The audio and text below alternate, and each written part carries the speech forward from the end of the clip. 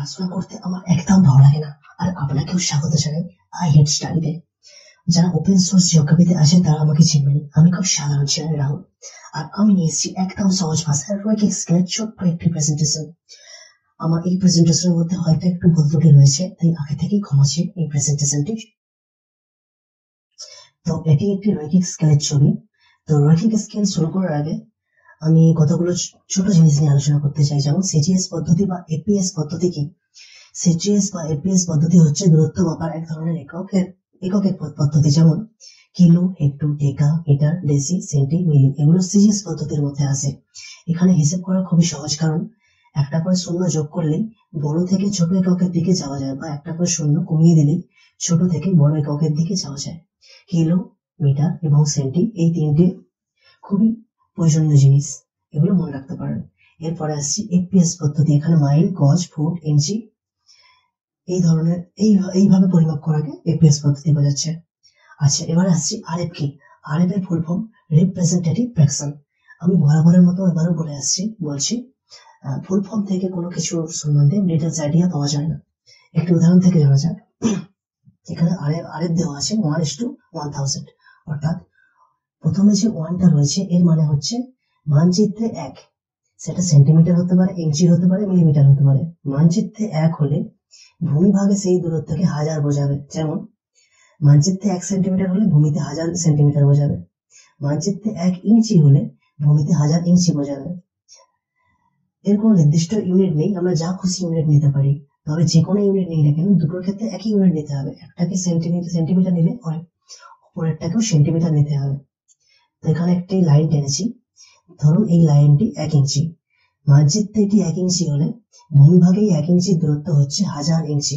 Same এখানে 1 centimetre মানচিত্রে, মানে ভূমিভাগের দূরত্ব হচ্ছে 1000 সেন্টিমিটার।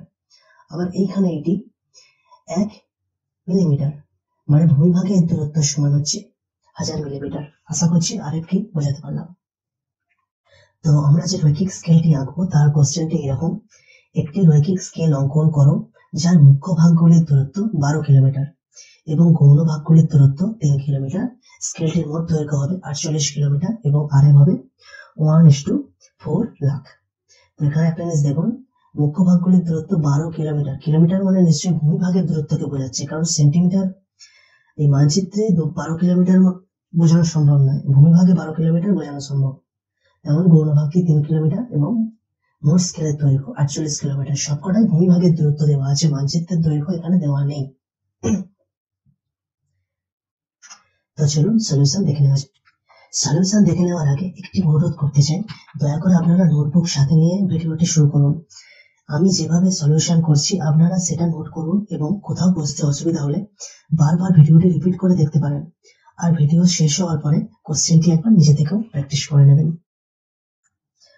তো সলিউশনটা আমরা দুটো ধাপে দেখাবো। প্রথম ধাপে আমরা ম্যাপ করব, দ্বিতীয় ধাপে এরকম চিত্র অঙ্কন করব। তো আমরা প্রথম ধাপ ম্যাথ করার দিকে এগিয়ে যাচ্ছি। আর সেখানে একটা কথা বলুন, এটা হচ্ছে আমাদের কোশ্চেন। এই কোশ্চেন থেকে আমাদেরকে এই রৈখিক স্কেলটি আঁকতে হবে। এখন বলুন, অঙ্কের মাধ্যমে কি কি জিনিস আমাদের বার করতে হবে, যে জিনিসগুলোর অ্যান্সার বার করতে পারলে তবেই আমরা এই ছবিটি আঁকতে পারবো। এরকম 10টি কোশ্চেন লিখলাম।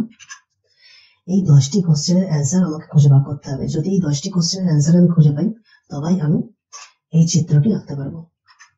কোশ্চেন যাই হোক, পরীক্ষার খাতায় বা প্র্যাকটিসে বা বইতে আরো অন্যান্য অনেক কোশ্চেন আছে, কোশ্চেন যাই হোক না কেন এই 10টি কোশ্চেনের অ্যান্সার আমাকে খুঁজতেই হবে। এই 10টি কোশ্চেনের অ্যান্সার থাকলে তবেই আমি চিত্রটা আঁকতে পারবো। 10টি কোশ্চেন কি কি? ক্যাটাগরি 1 রাখছি আরএফ এর মান এবং আরএফ এর বিবৃতিমূলক মান। ক্যাটাগরি 2 তে থাকছে মুখ্য ভাগ, গৌণ ভাগ এবং মোট স্কেলের মানচিত্রের দৈর্ঘ্য। ক্যাটাগরি 3 তে বার করতে হবে মুখ্য ভাগ, গৌণ ভাগ, মোট স্কেলের ভূমিভাগের দৈর্ঘ্য। ক্যাটাগরি 4 এ বার করতে হবে মুখ্য ভাগ ও গৌণ ভাগের সংখ্যা। তো প্রথম কোশ্চেন থেকে শুরু করা যাক। আরএফ এর মান কত বার করা যাক। কোশ্চেনটির মধ্যে দেখুন আরএফ এর মান 1:4 লাখ অলরেডি দেওয়া আছে, তো আরএফ এর মান আর বার করার দরকার নেই। আরএফ এর দ্বিতীয় কোশ্চেন আসছে আরএফ এর বিবৃতিমূলক মান, এটা দেওয়া নেই, এটা বার করতে হবে। চলুন চেষ্টা করা যাক। তো প্রথমে লিখলাম প্রশ্ন অনুসারে আরএফ ইকুয়াল টু 1:4 লাখ, অর্থাৎ মানচিত্রে যদি 1 সেন্টিমিটার থাকে ভূমিতে হবে 4000 সেন্টিমিটার। সেটা লিখলাম, মানচিত্রে 1 সেন্টিমিটার, ভূমিতে 4000 সেন্টিমিটার দূরত্বকে নির্দেশ করে। অথবা আমরা এই সেন্টিমিটারটাকে কিলোমিটারে কনভার্ট করবো। কেমন? 4000 সেন্টিমিটার, 4 লাখ সেন্টিমিটার মানে কত কিলোমিটার, সেটাই বিবৃতিমূলক মান। অর্থাৎ 1 সেন্টিমিটার সমান 4 লাখ ডিভাইডেড বাই 1 লাখ। আচ্ছা, এখানে 1 লাখ কেন হলো? আমি প্রথমেই এখানে সিজিএস পদ্ধতিতে দেখিয়েছি কিলোমিটার আর সেন্টিমিটার কনভার্ট করতে গেলে কতগুলো জিরো দিয়ে গুণ অথবা ভাগ করতে হয়।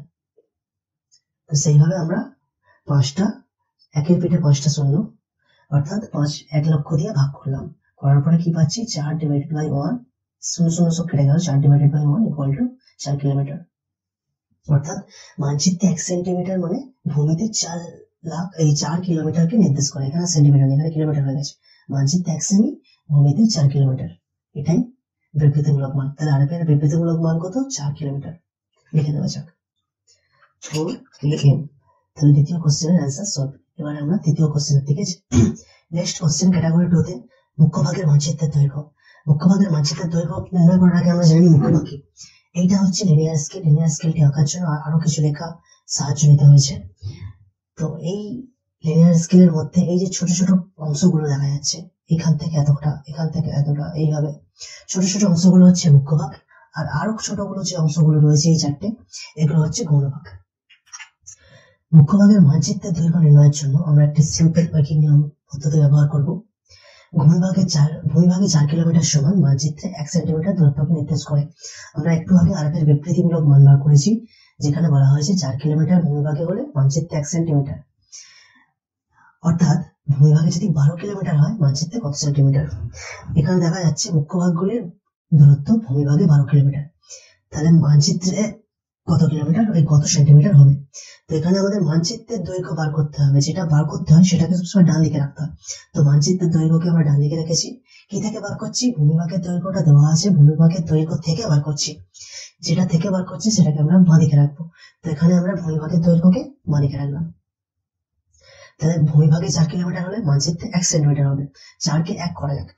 তাহলে 4 কিলোমিটার পরিবর্তে 1 কিলোমিটার যদি ভূমিভাগে হয়, মানচিত্রে কত হবে? 1/4 সেন্টিমিটার সমান কত দাঁড়াচ্ছে? 0.25 সেন্টিমিটার দূরত্বকে নির্দেশ করে। তাহলে ভূমিভাগে যদি 1 কিলোমিটার সমান মানচিত্রে 0.25 সেন্টিমিটার হয়, তাহলে ভূমিভাগে 12 কিলোমিটার সমান মানচিত্রে কত হবে? 0.25 into 12 equal to 3 সেন্টিমিটার। সেটাকে আরেকবার ভালোভাবে করেছি, 1/4 into 12 centimetre equal to 3 centimetre দূরত্বকে নির্দেশ করে। চলুন, তো আমরা জানতে পেরে গেলাম মুখ্যভাগের মানচিত্রের দৈর্ঘ্য কত, লিখে দেওয়া যাক 3 cm। নেক্সট কোশ্চেন, গৌণভাগের মানচিত্রের দৈর্ঘ্য কত? সেম, গৌণভাগের মানচিত্রের দৈর্ঘ্য বার করার জন্য একটু নিয়ম করব। ভূমিভাগে 4 কিলোমিটার হলে মানচিত্রে 1 সেন্টিমিটার, তাহলে ভূমিতে 1 কিলোমিটার হলে, ভূমিভাগে 1 কিলোমিটার হলে মানচিত্রে হবে 1/4 সেন্টিমিটার। তাহলে ভূমিতে, এখানে দেখুন গৌণভাগগুলির ভূমিতে দূরত্ব 3 কিলোমিটার, অর্থাৎ ভূমিতে যদি 3 কিলোমিটার হয়, মানচিত্রে কতটা হবে তাহলেই জানতে পারবো। তো 1/4 into 3 equal to 0.75 সেন্টিমিটার। তো পেয়ে গেলাম 0.75 cm। নেক্সট কোশ্চেন 5 নম্বর, মোট স্কেলটির তাহলে মানচিত্রের দৈর্ঘ্য কত হবে? অর্থাৎ এই যে টোটাল স্কেল, এখান থেকে এতটা দৈর্ঘ্য কতটা হবে সেটা জানার জন্য অঙ্কটা করে নেওয়া যাক। এখানে কোশ্চেনে দেখা আছে স্কেলটির মোট দৈর্ঘ্য হবে 48 কিলোমিটার, অর্থাৎ ভূমিতে 4 কিলোমিটার, ভূমিতে 4 কিলোমিটার হলে মানচিত্রে 1 সেন্টিমিটার।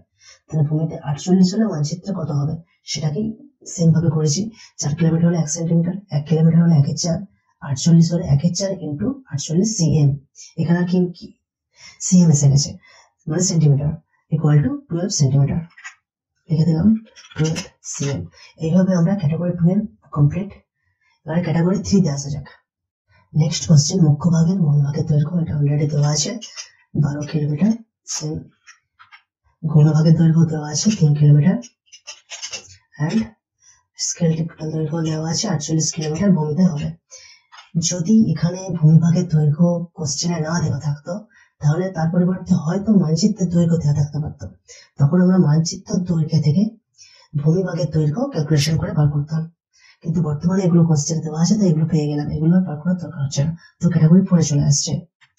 সো ক্যাটাগরি 4 নম্বর কোশ্চেন, মুখ্যভাগের সংখ্যা নির্ণয়। মুখ্যভাগের সংখ্যা নির্ণয়ের জন্য একটা সিম্পল ফর্মুলা, মুখ্যভাগের সংখ্যা ইকুয়াল টু মোট স্কেলের দৈর্ঘ্য ভাজিতক মুখ্যভাগের দৈর্ঘ্য। মোট স্কেলের দৈর্ঘ্যকে মুখ্যভাগের দৈর্ঘ্য দিয়ে ভাগ করলে মুখ্য ভাগের সংখ্যা পাওয়া যায়। তো এখানে যদি আমরা ভূমিভাগের দৈর্ঘ্য ধরি, মোট স্কেলের দৈর্ঘ্য এবং মুখ্য ভাগের দৈর্ঘ্য দুটোকেই ভূমির দৈর্ঘ্য ধরতে হবে। অথবা যদি মানচিত্রের দৈর্ঘ্য ধরি, তাহলে দুটোকেই মানচিত্রের দৈর্ঘ্য ধরতে হবে, তখন এটা কিলোমিটারের জায়গায় সেন্টিমিটার হয়ে যাবে। তো এখানে আমরা দুটোই ভূমিভাগের দৈর্ঘ্য ধরছি। মোট স্কেলের দৈর্ঘ্য ভূমিতে কত আছে 48 কিলোমিটার, 48 লিখলাম। আর মুখ্য ভাগের দৈর্ঘ্য কত 12 কিলোমিটার, সেখানে 12 লিখলাম। 48 কে 12 দিয়ে ভাগ করলে 4টি আসে। এটাকে যদি আমি মানচিত্রের দৈর্ঘ্য দিয়ে করতাম কত আসতো, আমরা মোট স্কেলের দৈর্ঘ্য মানচিত্রে ছিল 12 সেন্টিমিটার, আর মুখ্য ভাগের দৈর্ঘ্য মানচিত্রে ছিল 3 সেন্টিমিটার, 3 4 12, সেক্ষেত্রেও 4টি আসতো। সো মুখ্য ভাগের সংখ্যা 4টি। নেক্সট আসছি গৌণ ভাগের সংখ্যা নির্ণয়। গৌণ ভাগের সংখ্যা নির্ণয়ের ফর্মুলা, গৌণ ভাগের সংখ্যা ইকুয়াল টু মুখ্য ভাগের দৈর্ঘ্য ভাজিত গৌণ ভাগের দৈর্ঘ্য। মুখ্য ভাগের দৈর্ঘ্য কত 12 কিলোমিটার, 12 লিখলাম। গৌণ ভাগের দৈর্ঘ্য কত 3 কিলোমিটার, 3 লিখলাম। 3 4 12 অর্থাৎ 4টি। সেম যদি মানচিত্রের দৈর্ঘ্য দিয়ে করতাম তখন কিলোমিটার জায়গায় সব সেন্টিমিটার নিতাম। কেমন মুখ্য ভাগের দৈর্ঘ্য হতো তখন হতো জাস্ট 3 সেন্টিমিটার, আর গৌণ ভাগের দৈর্ঘ্য ছিল 0.75 সেন্টিমিটার। এটা ভাগ করলে কত আসতো 75, 3 কে 0.75 দিয়ে ভাগ করলে 4টি আসতো। সো গৌণ ভাগের সংখ্যা 4টি, মুখ্য ভাগের সংখ্যা 4টি, গৌণ ভাগের সংখ্যা 4টি। তো এখানে আমাদের অঙ্ক শেষ। এখানে এরপর থেকে আমরা চিত্র অঙ্কনের দিকে চলে যাব। প্রথম ধাপে আমাদের অঙ্কের মাধ্যমে যতগুলো কোশ্চেন দরকার ছিল এই চিত্রটি অঙ্কনের জন্য, তা সবকটাই আমাদের বের করা হয়ে গেছে। এবার আমরা চিত্র অঙ্কন পদ্ধতিতে চলে যাব। তো দ্বিতীয় ধাপ চিত্র অঙ্কন, রৈখিক স্কেল অঙ্কন পদ্ধতি। হেডিং দিলাম। চিত্র অঙ্কন পদ্ধতিকে আমরা 3টে পর্যায়ে ভাগ করব। প্রথম পর্যায়ে মুখ্য ভাগ অঙ্কন করব, দ্বিতীয় পর্যায়ে শুধুমাত্র গৌণ ভাগ অঙ্কন করব, আর লাস্টে রৈখিক স্কেলটা চিহ্নিত করে দেব। তো শুরু করা যাক। একটি অনুরোধ, আমি অনেক আগেই প্রেজেন্টেশনটি পোস্ট করতে চেয়েছিলাম, কিন্তু ফার্স্ট টাইম এইরকম প্রেজেন্টেশন বানাচ্ছি, তাই অনেকটাই দেরি হয়ে গেল। আমি এতটা পরিশ্রম করছি আপনারই জন্য, তাই লাইক এন্ড সাবস্ক্রাইব করে আমাকে মোটিভেট রাখাটা আপনার কর্তব্য, যাতে ফিউচারে আরো প্রেজেন্টেশন আনতে পারি। প্লিজ এখনই লাইক এন্ড সাবস্ক্রাইব করুন। প্রথম পর্যায়ে মুখ্য ভাগ অঙ্কন। আমরা মুখ্য ভাগকে বোঝার সুবিধার্থে স্টেপ বাই স্টেপ বর্ণনা করে চিত্র অঙ্কন করব। ফার্স্টে একটা সাদা কাগজ নিলাম, যাতে আড়াআড়ি ভাবে 12 সেন্টিমিটারের একটি সরলরেখা অঙ্কন করলাম, যার বাঁদিকে নাম দিলাম এ এবং ডান দিকে শেষ বিন্দুর নাম দিলাম বি। এইভাবে এই সরলরেখাটার নাম হয়ে গেল এ বি সরলরেখা। সেকেন্ড স্টেপ, আমরা যে এ বি সরলরেখাটা টেনেছিলাম সেখান থেকে এই বিন্দুর উপরে আর একটা লাইন এইভাবে কোণ করে টানলাম, যার শেষ বিন্দুর নাম দিয়ে দিলাম সি। তবে খেয়াল রাখবেন, সি বিন্দুটা কাটার সময় সি বিন্দুর শেষ প্রান্ত যেন বি বিন্দুর থেকে কিছুটা ছোট হয়। দেখুন বি বিন্দু সোজা এটা, এর থেকে কিছুটা ছোট রেখেছি। এটা খুব বেশি বড় রাখলেও চিত্র অঙ্কনের সময় অসুবিধা হবে, আবার খুব ছোট রাখলেও অনেক অসুবিধা হবে। চেষ্টা করবো এখান থেকে এতটার মধ্যে দূরত্ব রেখে শেষ বিন্দুটা শেষ করার, অর্থাৎ এসি সরলরেখাটা এখান থেকে এত দূর পর্যন্ত হতে পারে। আর একটা কথা খেয়াল রাখবেন, এসি সরলরেখাটার যে কোণ বা অ্যাঙ্গেল রয়েছে সেটা 30 থেকে 45 ডিগ্রির মধ্যে হলে ভালো হয়। 30-এর কম হলেও অসুবিধা নেই, বাট 30 থেকে 45 হলে দেখতেও ভালো হয়, চিত্র অঙ্কন করতেও সুবিধা হয়। থার্ড স্টেপ, এখানে আমরা এ বি সরলরেখার উপরে 4টে সমান ভাগে ভাগ করব, তবেই সেখানে 4টে মুখ্য ভাগ অঙ্কন করতে পারবো। এ বি সরলরেখাকে সমান 4টে ভাগ করতে এ সি নামে যে সরলরেখাটা আছে, এখানে দেখুন এ সি নামে যে সরলরেখাটা আছে সেটাকে সমান ভাবে 4টে ভাগ করব। এটার জন্য ডিভাইডার বা পেন্সিল কম্পাসের সাহায্য নিতে পারি। ডিভাইডার বা পেন্সিল কম্পাসে যে কোনো একটা র্যান্ডম মাপ নিলাম, এইটুখানিও নিতে পারি, এতটাও নিতে পারি। আমি এখান পর্যন্ত নিয়েছি, আপনি এইটুখানিও নিতে পারেন, কোনো যায় না। সমান ভাবে 4টি ভাগ নিলাম, একটা মাপ নিলাম যে কোনো একটা র্যান্ডম, সেই মাপটা নিয়ে 1টা 2টো 3টে 4টে এইভাবে 4টে পয়েন্ট কেটে নেবো। তাতে আমি গোল করে দিয়েছি যাতে সহজেই দেখে চিনতে পারা যায় কোন কোন জায়গায় আমার বিন্দুগুলো এসেছে। এখানে একটা জিনিস খেয়াল রাখবেন, প্রতিটা যে পয়েন্ট বিন্দু হবে প্রতিটা বিন্দুর দূরত্ব যেন সমান থাকে, অর্থাৎ ডিভাইডারে যে মাপ নেবেন সেই একই মাপ রেখে 4টে বিন্দুই কাটবেন, মাপ যেন না চেঞ্জ হয়। দ্বিতীয় পয়েন্ট, ডিভাইডারের যে মাপটা নেবেন ডিভাইডারের মাপটা খুব বড় বড় নেবেন না, এতটাই বড় বড় মাপ দেবেন না যাতে লাস্ট যে বিন্দুটা টেনেছি, দেখুন 4 নম্বর 1টা 2টো 3টে 4টে, 4 নম্বর যে পয়েন্টটা আমি টেনেছি সেইটা সি বিন্দু সি বাহুর থেকেও অনেকটা বড় হয়ে গেছে, সেক্ষেত্রে চিত্র অঙ্কনে প্রবলেম হবে, তাই এটা করা যাবে না। আবার এতটাই ছোট ছোট ভাগ নিয়েছি যাতে অনেক আগেই শেষ হয়ে গেছে, এতটাই আগে শেষ হয়ে গেছে দেখতেও খারাপ লাগছে, চিত্র অঙ্কন করার সময়তেও প্রবলেম হবে। তাই সব থেকে বেস্ট এমন একটা মাপ নেবে যাতে সি বিন্দুর কাছাকাছি এসে শেষ হয়। এইখান থেকে এত দূরের মধ্যে এলে বেটার হয়, খুব বেশি আগেও না, আবার সি বিন্দুর থেকে বড়ও না হয়, এইটা খেয়াল রাখবেন। এইভাবে খেয়াল রেখে সমানভাবে 4টে ভাগ করে নেবেন। Step 3 complete. তো যে 4টে বিন্দু আমরা পেলাম তাদের নাম রেখে দিচ্ছি ডি, ই, এফ, জি। আমাদের লাস্ট বিন্দু ছিল জি। 4 নম্বর স্টেপ, আমাদের যে লাস্ট বিন্দু এসেছিল জি, তার সাথে এবি সরলরেখা লাস্ট পয়েন্ট দিয়ে যোগ করে দিলাম। জি থেকে বি পর্যন্ত একটি সরলরেখা দিয়ে যোগ করে দিলাম, স্কেল দিয়ে যোগ করে দিলাম। এটা খুবই সিম্পল।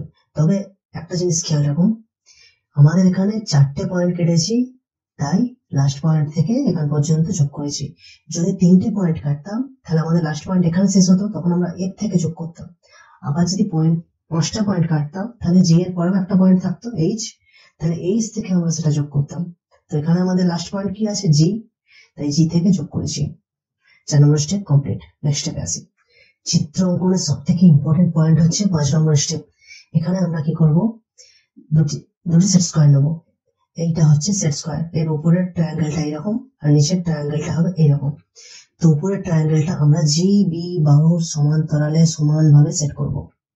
সেট করার পরে তার নিচে একটা সাপোর্টেজ আর একটা সেট স্কোয়ার সেট করব। এখানে কটা জিনিস খেয়াল রাখবেন। প্রথম সেট পয়েন্ট হচ্ছে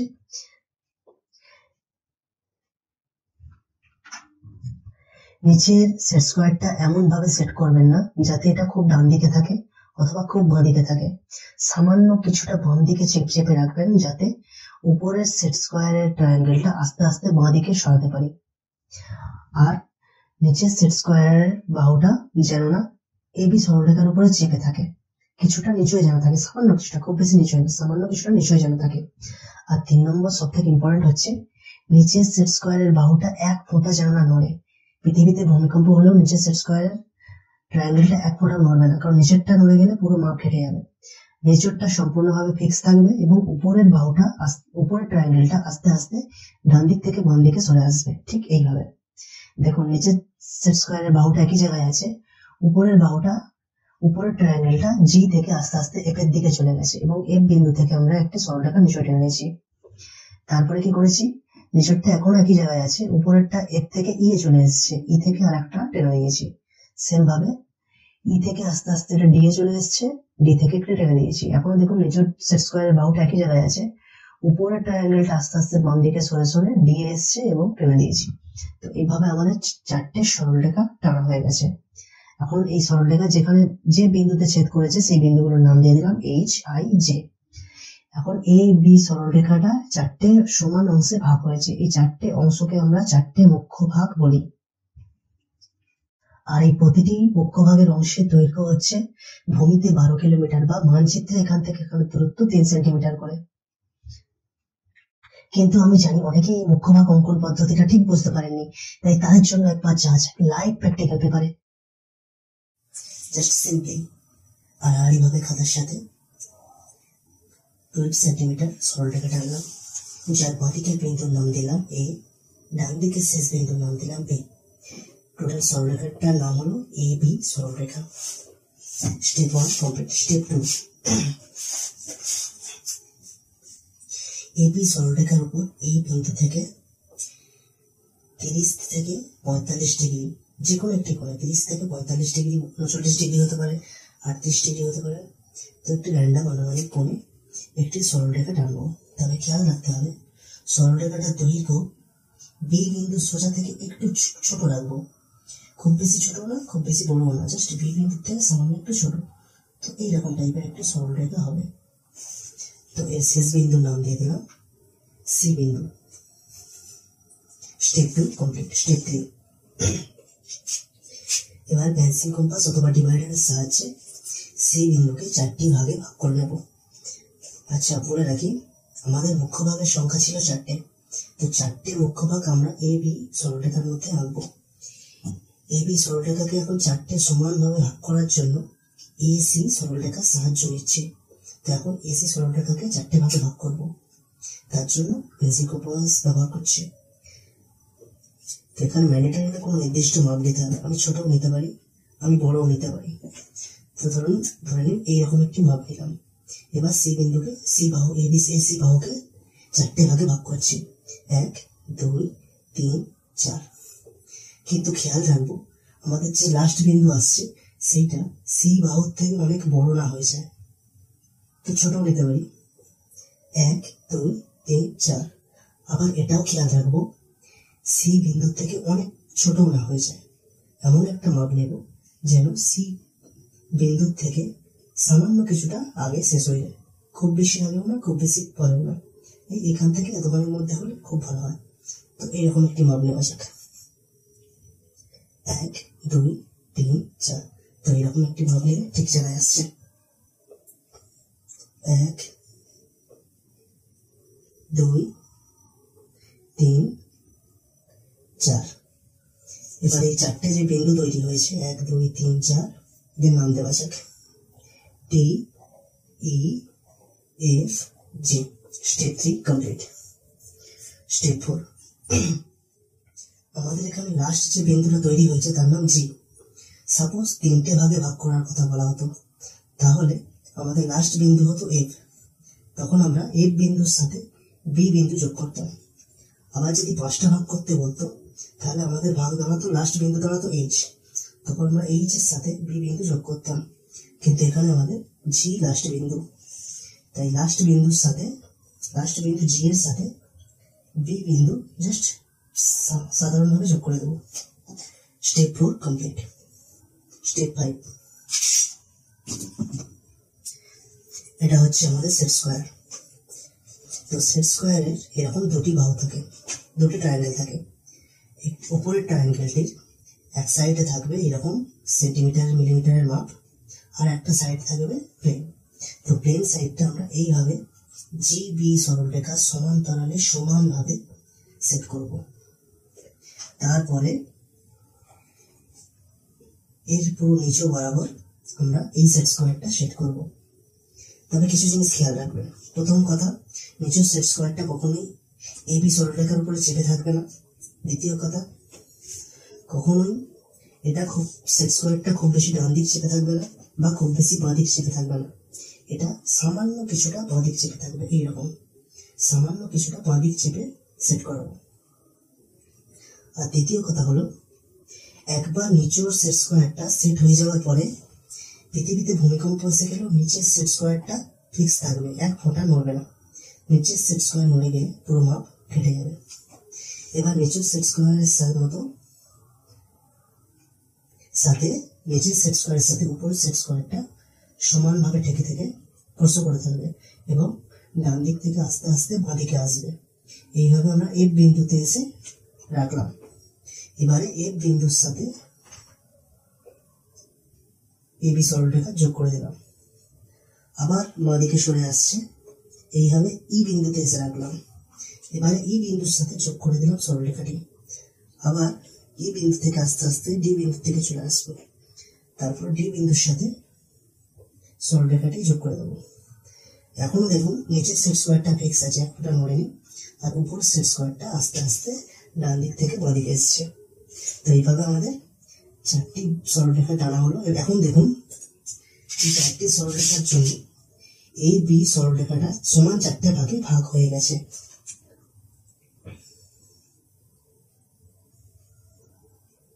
দেখুন, একটা দুটো তিনটে চারটে সমান ভাবে ভাগ হয়েছে। তো এই চারটে অংশকে আমরা চারটে মুখ্য ভাগ বলবো। এদের নাম দেয় জি, এইচ, আই, জে। এই বিন্দুগুলোর নাম দেওয়া হলো। আবার ফিরে এলাম কম্পিউটার হোয়াইট বোর্ডে। আশা করছি এবারে আপনারা মুখ্য ভাগ অঙ্কন ভালোভাবে বুঝতে পেরেছেন। দ্বিতীয় পর্যায়ে আমরা গৌণভাগ অঙ্কন করব। গৌণভাগ অঙ্কন করার আগে ছবিটা দেখানো যাক। এটা হচ্ছে লিনিয়ার স্কেল, এই অংশগুলো হচ্ছে মুখ্য ভাগ। এখানে একটা দুটো তিনটে চারটে মুখ্য ভাগ রয়েছে, কিন্তু এই সব থেকে প্রথমে যে মুখ্য ভাগটা সেটা দেখুন, তার মধ্যে আবার চারটে গৌণ ভাগ ছোট ছোট রেখেছি। তো আমরা কি দেখছি, এই যে সরল রেখায় প্রথম যে মুখ্য ভাগ রয়েছে তার মধ্যেই আমরা গৌণ ভাগগুলি দেখাচ্ছি। তো এই যে সরল রেখার উপরে গৌণ ভাগ অঙ্কনের জন্য এই বিন্দুর উপরে আমরা প্রোটেক্টর বা চাঁদা বসাচ্ছি। বসিয়ে পুরো 90 ডিগ্রি অ্যাঙ্গেলে একটি বিন্দু কেটে শনাক্ত করার জন্য গোল করলাম। আবার ঠিক সেম ভাবে এই যে সরলরেখা যে বিন্দুতে, এবার যে বিন্দুতে দেখো এখানে যে বিন্দুর উপরে চাঁদা বসিয়েছি বা প্রোটেক্টর বসিয়েছি, বসিয়ে নিচের দিকে 90 ডিগ্রি প্লাস 270 ডিগ্রিতে আবার একটি বিন্দু কেটে গোল করে দিয়েছি।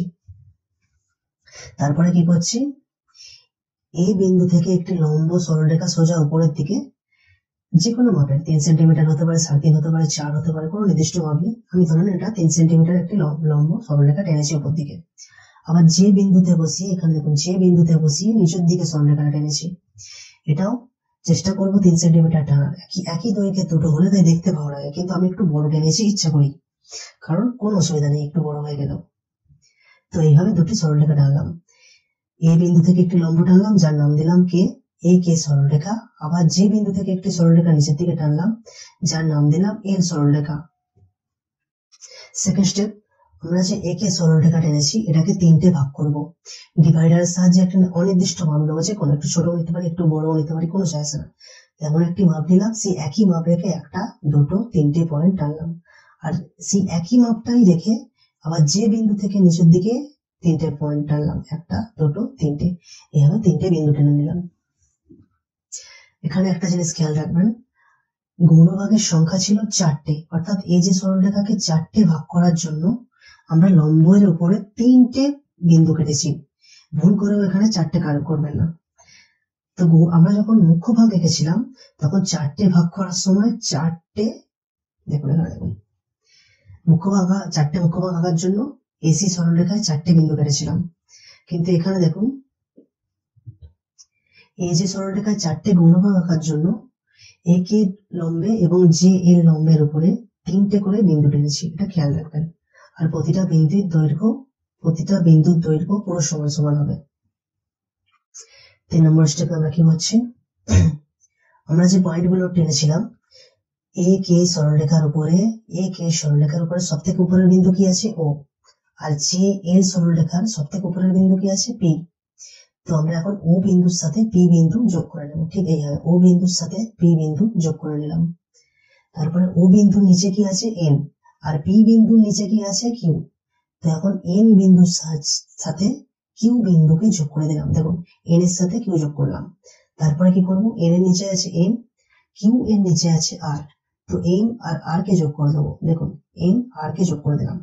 এইভাবে 3টে সরলরেখা টানার পরে এই যে সরলরেখাটা সমান ভাগে 4টে ভাগ হয়েছে, এই 4টে ভাগকে 4টি গৌণভাগ বলা হয়। এই 4টি গৌণভাগের দূরত্ব সমান। মানচিত্রে হবে 0.75 সেন্টিমিটার করে প্রত্যেকটা হবে, আর ভূমিতেই 0.75 সেন্টিমিটার মানে হচ্ছে 3 কিলোমিটার করে বোঝাবে। আশা করছি গৌণভাগ বোঝাতে পারলাম। কিন্তু আমি জানি অনেকেই গৌণভাগ অঙ্কনটা ঠিক বুঝতে পারেনি, তাই তাদের জন্য একবার যাওয়া যাক লাইভ প্র্যাকটিক্যাল পেপারে। তো গৌণভাগ আঁকার জন্য দেখুন আমাদের এ বি সরলরেখার উপর 4টে মুখ্য ভাগ হয়ে দেখানো হয়েছে। এই 4টে মুখ্য ভাগের মধ্যে প্রথম যে মুখ্য ভাগ রয়েছে, অর্থাৎ এ যে মুখ্য ভাগ, এই যে সরলরেখার মধ্যে যে মুখ্য ভাগটা দেখানো হয়েছে তার মধ্যে আমরা গৌণভাগগুলি দেখাবো। তো আমাদের গৌণভাগের সংখ্যা 4টে। তো এই যে সরলরেখাকে আমরা 4টে সমান ভাগে ভাগ করে দিলেই 4টে গৌণভাগ হয়ে যাবে। তো শুরু করা যাক। সর্বপ্রথম এই বিন্দুর উপরে 90 ডিগ্রি অ্যাঙ্গেলে একটি বিন্দু করে নিলাম, এবং এই যে সরলরেখার যে বিন্দুর উপরে 270 ডিগ্রি অথবা নিচের দিকে 90 ডিগ্রি অ্যাঙ্গেলে আরেকটি বিন্দু করে দিলাম। এবারে এই বিন্দু থেকে একটি লম্ব টানছি। লম্বের কোনো নির্দিষ্ট দৈর্ঘ্য নেই, তাই ছোট বড় যে কোনো প্রকার আমি কাটতে পারি। তো আমি 3 সেমি কাটলাম, 6 থেকে 3 পর্যন্ত 3 সেমি কাটলাম। সেম নিচের দিকেও একটা সরলরেখা টানবো। এটাও ছোট বড় যে কোনো করতে পারি, তবে দুটো দৈর্ঘ্য সমান হলে দেখতে ভালো হয়, তাই এটাও 3 সেমি টানলাম। 3 সেমি এরকম, আমি চাইলে 4 সেমি 3.5 সেমি যেরকম খুশি টানতে পারেন। আচ্ছা, এখানে একটা বিশেষ কথা বলে দিই, আমরা গৌণভাগ 4টে দেখাবো, অর্থাৎ এই যে সরলরেখাকে 4টে ভাগ করব। এই যে সরলরেখাকে 4টে ভাগ করার জন্য এদের নাম দিয়ে দিই এ যে কে এল। এই যে সরলরেখাকে 4টে ভাগ করার জন্য এই কে সরলরেখাকে 3টে ভাগ করব। এখানে আমরা মুখ্য ভাগ আঁকার জন্য 3-4টে বিন্দু করেছিলাম, কিন্তু এটা অন্য পদ্ধতিতে করব, তাই এখানে একটা কম, অর্থাৎ একে সরলরেখাকে 3টে ভাগ করব। তো যে কোনো একটা মাপ নিলাম, ছোট বড় যেরকম খুশি, পেন্সিল কম্পাস নিয়ে তো এইরকম একটি মাপ নিলাম, নিয়ে 3টে ভাগ করছে, 1, 2, 3টে। সেই একই মাপ রেখে নিচের দিকে 3টে ভাগ করব, 1, 2, 3টে। এদের নাম দেওয়া যাক এল, এম, এন, ও, পি, কিউ, আর। এবার কি করবো, এই কে সরলরেখার সব থেকে উপরের বিন্দু কোনটা, ও। ও বিন্দুর সাথে এ যে সরলরেখার সব থেকে উপরের বিন্দু কি, পি। ও এর সাথে পি যোগ করে দেবো, তাহলে ওপি টানা হয়ে গেল। এবার ও এর নিচে আছে এন, পি এর নিচে আছে কিউ, তাহলে এন আর কিউ যোগ করে দেবো। এবারে এন এর নিচে এম, কিউ এর নিচে আর, এম আর যোগ করে দেবো। এইভাবে 3টে সরলরেখা টানা হলো। এখন এই 3টে সরলরেখা টানার ফলে এই যে সরলরেখাটা 4টে ভাগ হয়ে গেছে সমান অংশে, দেখে নিন 1, 2, 3, 4, 4টে সমান অংশে ভাগ হয়ে গেছে।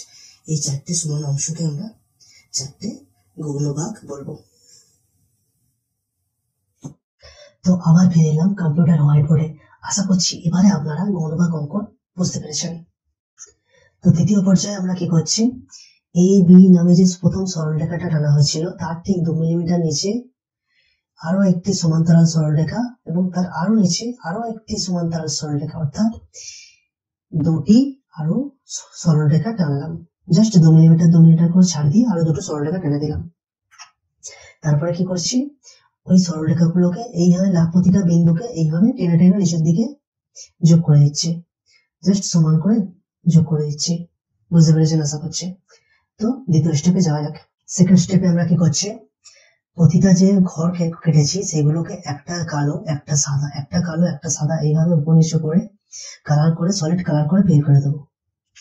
কোনো ম্যান্ডেটরি না যে উপরটাই কালো করতে হবে, আপনি নিচে থেকেও করতে পারেন, কোনো চান্স না। যেমন সেকেন্ড পিকটাই করছি, নিচেরটাই কালো করেছি, দুটোই ঠিক, যে কোনো একটা করলেই হবে।